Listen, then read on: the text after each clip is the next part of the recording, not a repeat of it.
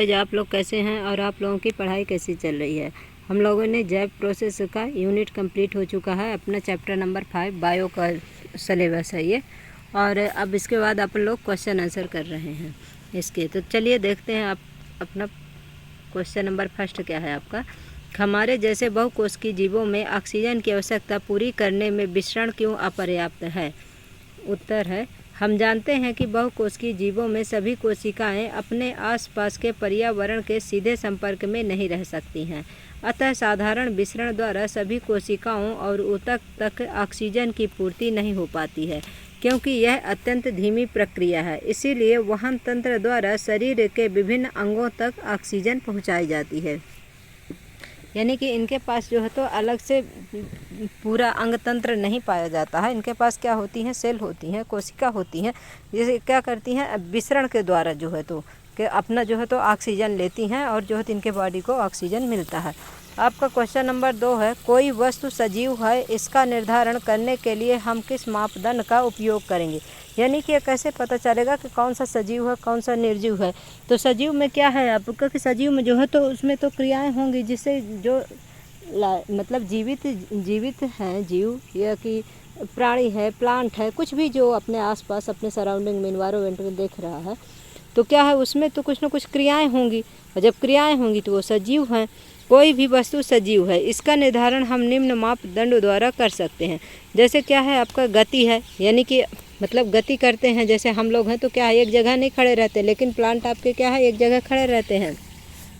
सभी जीव जो है तो गति करते हैं। आपका दूसरा क्या है, वृद्धि है, वृद्धि होती है, श्वसन होती है, उत्तेजनशीलता, पोषण इत्यादि, ये सब क्या है, ये सजीव यानी कि जीवित जीव का क्या है, ये मापदंड है। जीवित जीव का ये जो है तो मतलब आवश्यकताएं, इस प्रकार से इनकी क्या होती हैं, क्रियाएं होती हैं। फिर आपका थर्ड क्वेश्चन है, किसी जीव द्वारा किन कच्ची सामग्रियों का उपयोग किया जाता है। यानी कि जो जीव होते हैं उनको जो है तो किसके द्वारा जो है तो मतलब कि जो आपका रॉ मटेरियल है इसको कैसे उपयोग करते हैं। किसी जीव द्वारा निम्न कच्ची सामग्रियों के उपयोग किए जाते हैं। खाद्य पदार्थ कार्बन आधारित, यह जीवों के लिए ऊर्जा प्राप्त करने के लिए है। दूसरा है ऑक्सीजन श्वसन तथा एटीपी के रूप में ऊर्जा प्राप्त करने के लिए। तीसरा पॉइंट है जल भोजन के पाचन तथा शरीर के अंदर अन्य कार्यों के लिए। फोर्थ पॉइंट है आपका कार्बन डाइऑक्साइड पौधों में प्रकाश संश्लेषण का एक आवश्यक घटक है। आवश्यक घटक अगर पूछे प्रकाश संश्लेषण का क्या है आपका, तो कार्बन डाइऑक्साइड है। फिर क्वेश्चन नंबर 4 है आपका, जीवन के अनुरक्षण के लिए आप किन किन प्रक्रमों को आवश्यक मानेंगे। यानी कि जीवन के अनुरक्षण के लिए किन किन प्रक्रमों को, यानी कि क्या क्या है जो बहुत ही ज़रूरी है, जो कि मतलब जीवों के लिए अनिवार्य है। जीवन के अनुरक्षण के लिए सभी जैव क्रियाएं, जो जैविक क्रियाएं हैं वे क्या है, सब कुछ आवश्यक है। जैसे पोषण है, श्वसन है, परिवहन है, उत्सर्जन है, वृद्धि आदि, जो कुछ भी प्रोसेस होता है जीवित जीवों में वो सभी क्या है इसके आपके अनुरक्षण के लिए आवश्यक है। आवश्यक में इसको माना जाएगा जीवन के जीवित रहने के लिए किन किन चीज़ों की जो है तो आवश्यक होती है। तो आपका पोषण है, श्वसन है, परिवहन है, उत्सर्जन है, वृद्धि है, ये सब क्या है आपका जीवन के अनुरक्षण के लिए आवश्यक माने जाएंगे। फिर क्वेश्चन नंबर ये देखिए कि आपका जो है ऑटोट्रॉपिक न्यूट्रिशन और हेटेरोट्रॉपिक न्यूट्रिशन, यानी कि स्वयं पोषी पोषण तथा विषम पोषी पोषण में क्या अंतर है। अपन इसको जैसे यूनिट में पढ़े थे कि इन दोनों में क्या डिफरेंट है। तो देखिए देखते हैं अपन लोग। फर्स्ट पॉइंट है आपका ऑटोट्रॉपिक न्यूट्रिशन का, यह पोषण हरे पौधों में पाया जाता है जो भोजन के निर्माण के लिए अकार्बनिक पदार्थों का उपयोग करते हैं, इसलिए हरे पौधों को स्वयं पोषी जीव कहते हैं।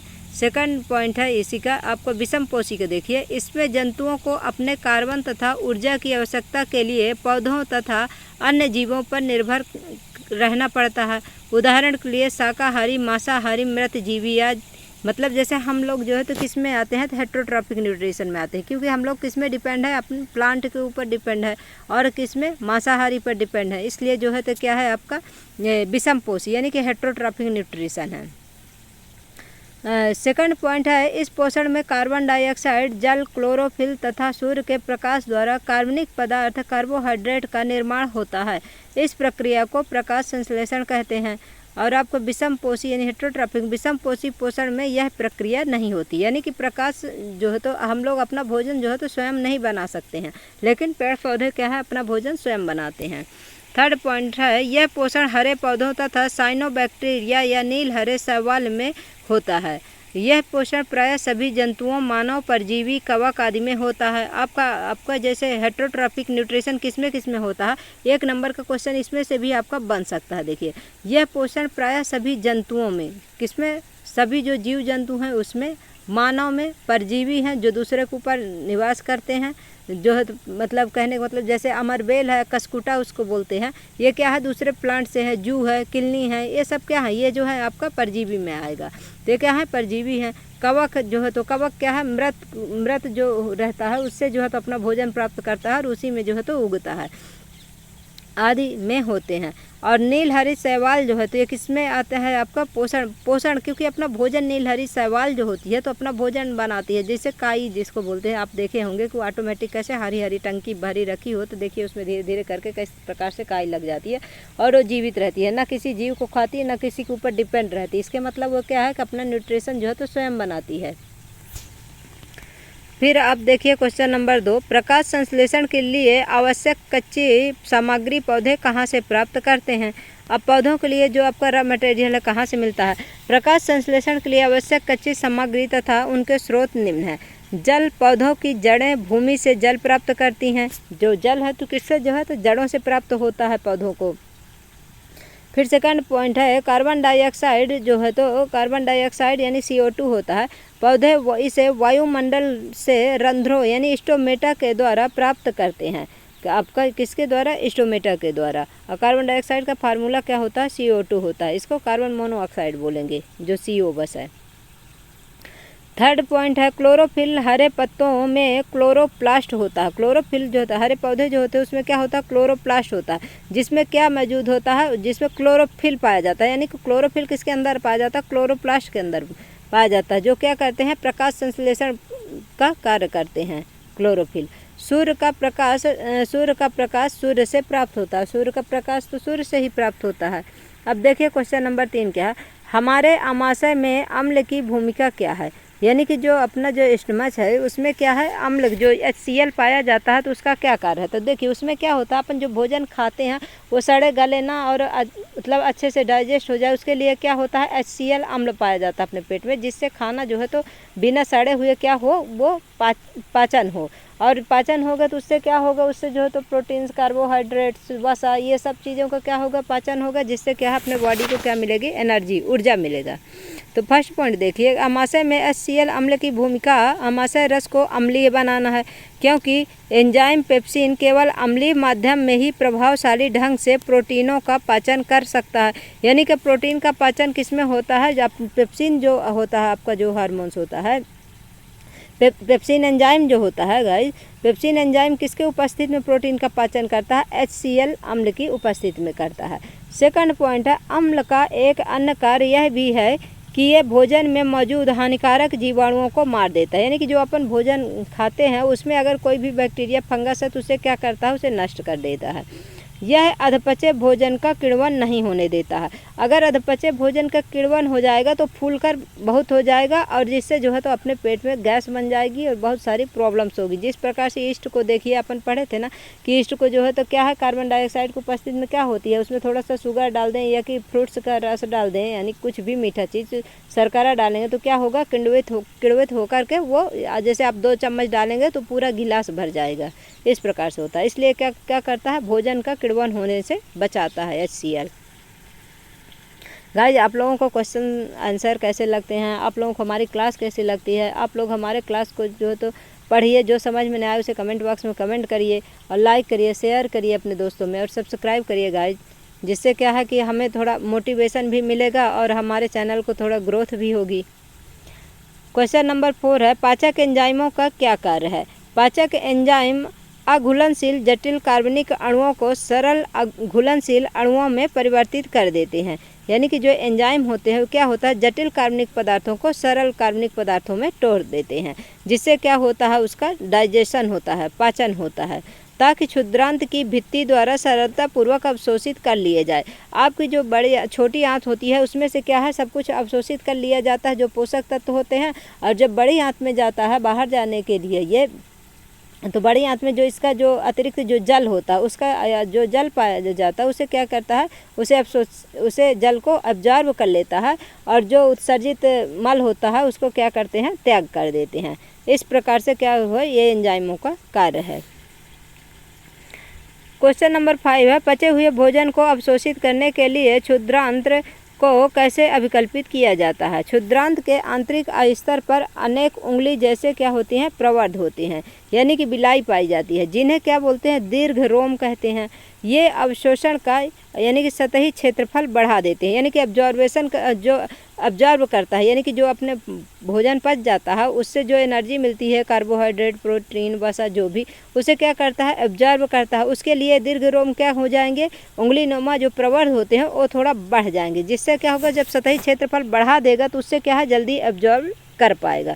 दीर्घ रोम में रुधिर वाहिकाओं की बहुतायत होती है, यानी दीर्घ रोम में क्या होगी, रुधिर की मात्रा ज़्यादा होगी, जो क्या करेगा, भोजन को अवशोषित करके शरीर के प्रत्येक कोशिका तक पहुंचाती है। यानी कि जो उसका जो अपन भोजन करते हैं जिससे जो है तो हर चीज़ अपने भोजन को ऊर्जा मिलती है, उसे क्या करता है दीर्घ रोम में जो ब्लड होता है उसे क्या करता है, अवशोषित कर लेता है, ऑब्जर्व कर लेता है, उसके बाद जो है तो पूरे बॉडी को सप्लाई करता है। फिर अब क्वेश्चन नंबर 1 देखिए, श्वसन के लिए ऑक्सीजन प्राप्त करने की दिशा में एक जलीय जीव की अपेक्षा स्थलीय जीव किस प्रकार लाभप्रद है। यानी कि जो जल में रहने वाले जीव हैं और जो यहाँ मतलब नॉर्मली स्थलीय जीव, यानी कि जैसे जो स्थल में रहने वाले जीव हैं, इनमें जो है तो किस प्रकार से लाभप्रद है।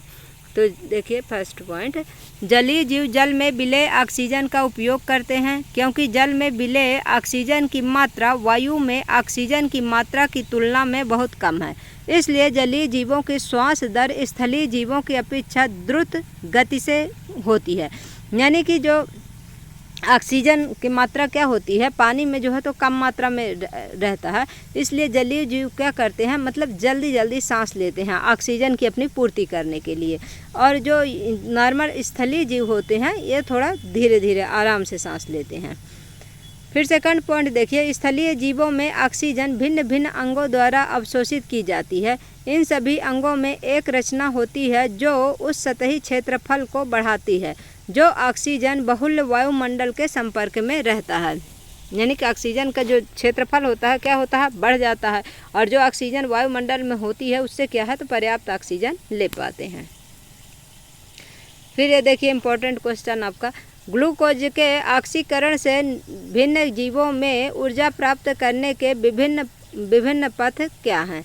अब देखिए इसमें ग्लूकोज का क्या होगा, ऑक्सीजन की उपस्थिति में क्या होगा, ऑक्सीकरण होगा, उससे क्या होगा, ऊर्जा प्राप्त होगी, जो क्या होगा, किस प्रकार से होता है, विभिन्न पथ है, मतलब इसको 3 प्रकार से होता है। एक तो ऑक्सीजन के अनुपस्थिति में होता है, एक ऑक्सीजन के अभाव में होता है, और एक ऑक्सीजन की प्रेजेंट में होता है। इसे अपन थ्योरी में भी पढ़े थे, अब इसमें भी देख रहे हैं।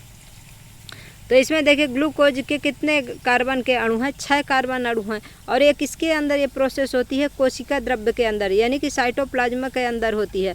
उसमें से साइटोप्लाज्मा के अंदर क्या बनता है, पायरूवेट बनता है। पायरूवेट के 3 वायु में क्या होते हैं, 3 वायु के अणु, यानी कि ऑक्सीजन के अणु प्लस क्या होगा, ऊर्जा होगा। तो जब ऑक्सीजन के अणु की अनुपस्थिति में क्या होगा, देखिए पहला लेकिन ये किस में प्रोसेस होती है ये भी ध्यान रखना, ऑक्सीजन की अनुपस्थिति में किस में प्रोसेस होगी, ईस्ट में होगी। इसमें जो है तो क्रिया करने के बाद क्या बनाता है, आपका इथेनॉल बनाता है, कार्बन डाइऑक्साइड बनाता है, ऊर्जा बनाता है, और कार्बन के कितने अणु में टूटता है, 2 कार्बन के अणु बनाता है। फिर ऑक्सीजन का अभाव जो होता है वो किसके अंदर ये प्रोसेस होती है, तो हमारी पेशी कोशिका में होती है। यानी कि हमारे शरीर के जो मांसपेशियाँ हैं इसमें जो ऑक्सीजन की कमी होगी तो क्या हो जाएगा, लैक्टिक अम्ल बनेगा, जिससे क्या होता है, पेन होता है। लैक्टिक अम्ल प्लस क्या होगा, ऊर्जा होगा, और कार्बन के कितने अणु बनते हैं, 3 अणु बनते हैं। फिर ऑक्सीजन की उपस्थिति में, यानी कि जब ऑक्सीजन की उपस्थिति में होगा तब कहाँ पर ये क्रिया होगी, प्रोसेस होगी, तो आपके माइटोकॉन्ड्रिया में होगी। तो इसमें क्या बनता है आपका जो है तो कार्बन डाइऑक्साइड बनता है, जल बनता है, और ऊर्जा बनती है। ये एक प्रोसेस किस में होती है, माइटोकॉन्ड्रिया में। ये क्वेश्चन आपका MCQ में भी एक पूछा हुआ है कि जिसमें ऑक्सीजन की उपस्थिति में कार्बन डाइऑक्साइड और जल और ऊर्जा जो है तो ये किस में जो है तो ये प्रोसेस होती है, तो आपको ये किस में होते हैं, माइटोकॉन्ड्रिया में होती है। फिर ये देखिए क्वेश्चन, मनुष्यों में ऑक्सीजन तथा कार्बन डाइऑक्साइड का परिवहन कैसे होता है, यानी कि जो हमारी बॉडी है इसमें जो है तो पूरे बॉडी को ऑक्सीजन कौन सप्लाई करता है और कार्बन डाइऑक्साइड को कौन ला के हार्ट तक छोड़ता है। इस प्रकार से जो है तो आपका रुधिर जो है, आपका ब्लड जो है, हीमोग्लोबिन जो है तो ऑक्सीजन युक्त होकर किसके ब्लड के साथ जो है तो पूरे बॉडी में क्या करता है, सर्कुलेशन करता है और पूरे बॉडी में जो कोशिकाएँ होती हैं उन्हें क्या है, ऑक्सीजन पहुँचाने का कार्य करता है।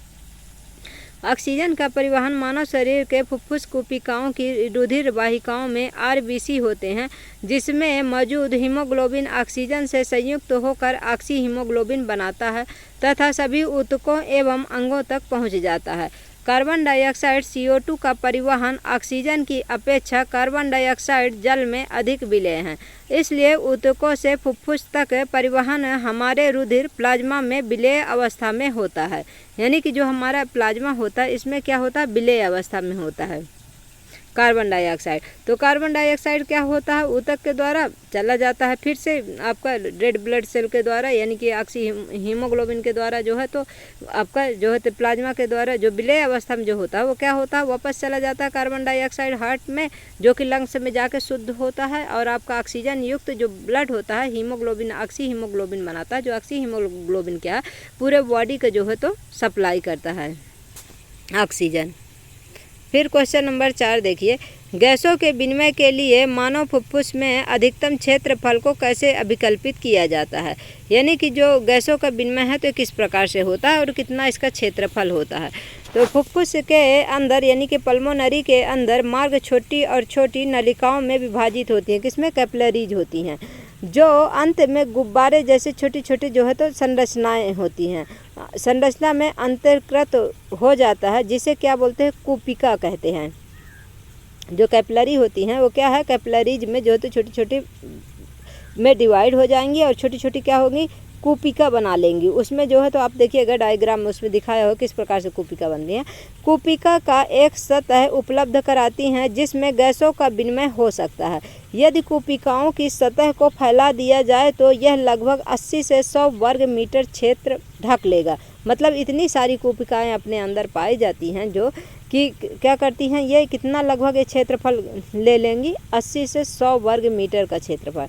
इस तरह हमारे फुफ्फुस गैसों के विनिमय के लिए अधिकतम क्षेत्रफल बनाती हैं। और क्या होता है, इसमें से ऑक्सीजन का जो है तो वो हो मतलब ऑक्सीजन का ब्लड में जाना और ब्लड से कार्बन डाइऑक्साइड का आपके हार्ट तक आना।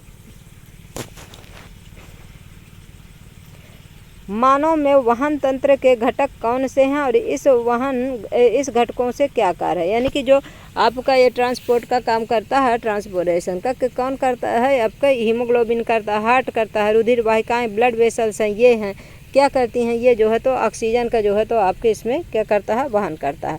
मानव में वहन तंत्र के घटक हैं कौन कौन सा, आपका हार्ट है, आपका रुधिर यानी ब्लड वेसल्स वाहिकाएं हैं और रुधिर यानी हीमोग्लोबिन आपका है। उनमें से कार्य इस प्रकार है, किस प्रकार से अपना काम करते हैं। हार्ट का कार्य क्या है, आपका पंप की तरह कार्य करता है। हार्ट ब्लड को पंप करता है, सप्लाई करता है। ब्लड वेसल्स का क्या कार्य है, ब्लड वेसल्स में कौन कौन सा आपका आर्टरीज का क्या काम है और ये वेंस का क्या कार्य है। तो आपकी जो आर्टरीज हैं, धमनियां हैं, हृदय से शरीर के सभी अंगों तक ऑक्सीजन युक्त ब्लड को ले जाती हैं। यानी जो आर्टरीज हैं वो क्या करती हैं, जो अपने ऑक्सीजन युक्त जो ब्लड है वो क्या करेगा, ऑक्सीजन को पूरे बॉडी में सप्लाई करेगा। और आपको वेंस का क्या काम है, देखिए विभिन्न अंगों से हृदय तक वापस डीऑक्सीजेनेटेड रक्त शुद्धिकरण के लिए ले आती है। यानी जो अशुद्ध यानी कि जिसमें ऑक्सीजन नहीं होती है उसे कौन ले आता है, आपकी वेन लाती हैं। यानी कि आपकी जो शिराएं होती हैं तो वो क्या करती हैं, ऑक्सीजन जिसमें डीऑक्सीकृति जो हीमोग्लोबिन होगा उसे जो है तो आपका यहाँ तक हार्ट तक लेके आएंगी। फिर आपकी कैपिलरीज हैं, कोशिकाएं हैं जो तो इनका काम क्या है, धमनी छोटी छोटी वाहिकाओं में विभाजित हो जाती हैं जिसे क्या बोलते हैं, कोशिकाएं कहते हैं। रुधिर एवं आसपास की कोशिकाओं के मध्य पदार्थों का क्या होता है, विनिमय होता है। यानी कि ऑक्सीजन का क्या होता है, वहाँ से विनिमय हो जाता है, ऑक्सीजन चली जाती है और कार्बन डाइऑक्साइड आ जाती है। आपका थर्ड क्या है, ब्लड है, रुधिर या रक्त है। यह परिवहन का माध्यम है जो निम्नलिखित से बने हुए हैं। तो किससे किससे आपका ब्लड बना हुआ है, आपको देखिए प्लाज्मा है, आरबीसी है, डब्ल्यूबीसी है, प्लेटलेट्स है। तो प्लाज्मा क्या करता है, भोजन के अणुओं या कार्बन मोनोऑक्साइड या नाइट्रोजन कार्बन डाइऑक्साइड या नाइट्रोजनी वर्त मतलब जो वेस्टेज होगा इसे लवण, हार्मोन, प्रोटीन आदि का विलीन रूप में वहन करता है। कौन, प्लाज्मा। अब इसको भी ध्यान रखिएगा, प्लाज्मा किस किस चीज़ का आपका वहन करता है, तो आपका लवण, हार्मोन्स, प्रोटीन आदि का विलीन रूप से, यानी कि जो घुला हुआ रहेगा विलीन रूप से क्या करेगा, वहन करेगा। आरबीसी का काम क्या है, इसमें हीमोग्लोबिन होता है जो ऑक्सीजन को ले जाती है पूरे बॉडी में। डब्ल्यूबीसी का क्या कार्य है, संक्रमण से लड़ने के लिए हमारी जो इम्यून सिस्टम है उसे क्या करता है, डब्ल्यूबीसी मजबूत कर रखता है। यह शरीर में आए रोगाणुओं को मारकर शरीर को स्वस्थ बनाए रखता है, यानी कि जो रोगाणु होते हैं जो हमें संक्रमण पहुंचाते हैं उसे क्या करता है, उसको मारता है और हमारे बॉडी को स्वस्थ रखता है। प्लेटलेट्स रक्त स्राव के स्थान पर रुधिर का थक्का बनाकर मार्ग अवरुद्ध कर देती है, यानी कि जैसे हमें चोट लग जाती है तो क्या होता है, ब्लड बाहर निकलने लगता है। उस ब्लड को रोकने के लिए, थक्का जमाने के लिए कौन कार्य करता है, प्लेटलेट्स काम करती हैं, जिससे क्या होगा, रक्त स्राव बंद हो जाएगा, रक्त बाहर नहीं निकलेगा। नहीं तो चोट लगने के बाद अगर प्लेटलेट्स ना हो, अगर प्लेटलेट्स नहीं काम करेगा तो क्या हो जाएगा, पूरा ब्लड बह जाएगा। स्तनधारी तथा पक्षियों में ऑक्सीजनित तथा बी ऑक्सीजनित रुधिर को अलग करना क्यों आवश्यक है। हृदय का दायां व बायां बंटवारा ऑक्सीजनित तथा बी ऑक्सीजनित रुधिर को मिलाने से रोकता है आपका हार्ट में जो है, तो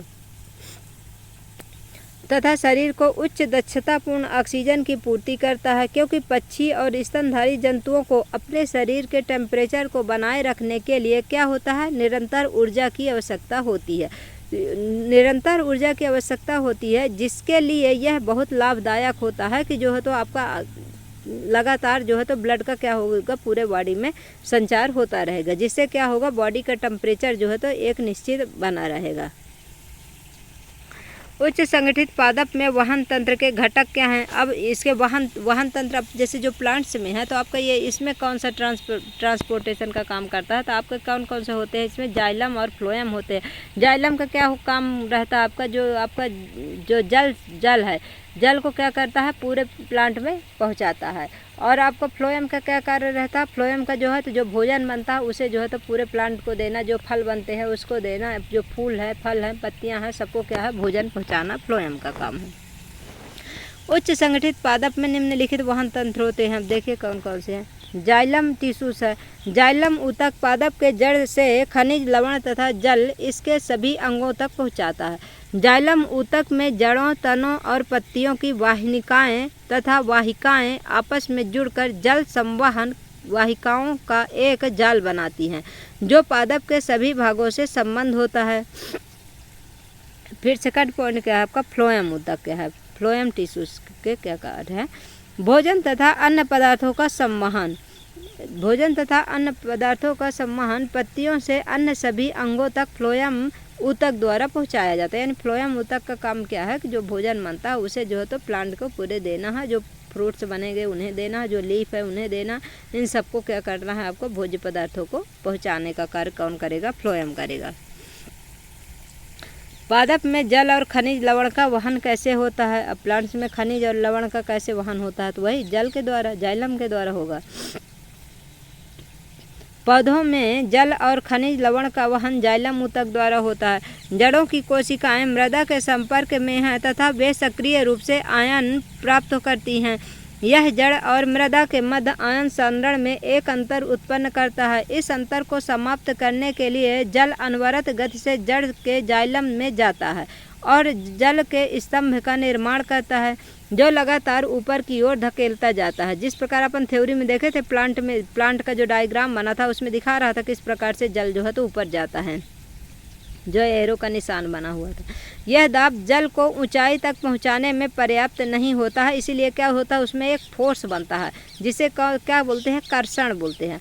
पत्तियों के द्वारा वाष्पोत्सर्जन क्रिया द्वारा रंध्र से जल की हानि होती है। और जल की हानि कैसे होती है, तो वाष्पोत्सर्जन द्वारा, जो उसमें स्टोमेटा पाए जाते हैं उसके द्वारा क्या होता है, वाष्पीकरण होता है, जिससे क्या होता है, जल की हानि होती है, जो एक चूषण उत्पन्न करता है, जो जल को जड़ों में उपस्थित जाइलम कोशिकाओं द्वारा खींचता है। यानी कि जो वाष्पोत्सर्जन होता है, जैसे आप किसी पाइप से पानी लगाइए और देखिए मुख से खींचिए, एक बार आ जाएगा तो क्या होगा, एक फोर्स बना रहेगा और वो आता रहेगा, नहीं तो ऐसे नहीं आता। इस प्रकार से इसमें क्या होता है, पानी जो है तो ऊपर जो लंबे प्लांट, बड़े प्लांट होते हैं उसमें जो है तो किस प्रकार से पहुँचा है, चूषण उत्पन्न करता है, जिसके द्वारा पानी जो है तो लगातार फोर्स से ऊपर जाता रहता है और सभी पूरे प्लांट में पहुँच जाता है।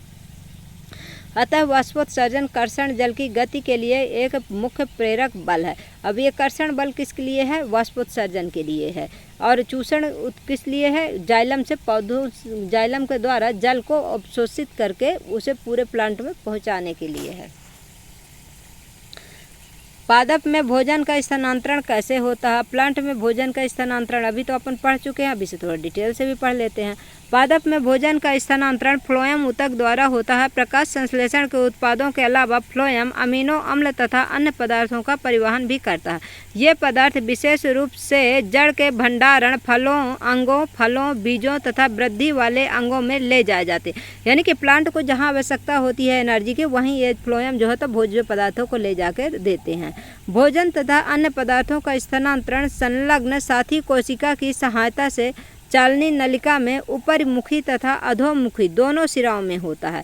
यानी कि जल जो है तो क्या है, एक ही दिशा में कार्य करता है, लेकिन आपका जो ये जाइलम है, फ्लोएम है, ये क्या करता है, ऊपरमुखी यानी ऊपर की ओर भी, अधोमुखी यानी कि नीचे की ओर भी, दोनों दिशाओं में जो है तो ये क्रिया करता है आपका फ्लोएम भोज्य पदार्थों को पहुँचाने के लिए। सुक्रोज सरीखे पदार्थ फ्लोएम ऊतक में एटीपी से प्राप्त ऊर्जा से ही स्थानांतरित होती है। और ऊर्जा किस रूप में जो है एकत्रित होती है, एटीपी के रूप में एकत्रित होती है ऊर्जा। गाइज आज के लिए इतना ही, क्लास बड़ी हो जाएगी। अब नेक्स्ट यहाँ से अपन नेक्स्ट क्वेश्चन बाद में करेंगे, क्योंकि ज़्यादा बड़ी क्लास होने से क्या है, पढ़ने में थोड़ा आप लोगों को बोरियत न लगने लगे, इसलिए जो है तो आज यहीं तक। इसके बाद जो है तो अपन लोग कल इस चैप्टर को कंप्लीट कर देंगे। गाइज आप लोगों को हमारी क्लास कैसी लगती है, आप लोग हमारे क्लास को लाइक करिए, शेयर करिए, सब्सक्राइब करिए। Thank you so much guys.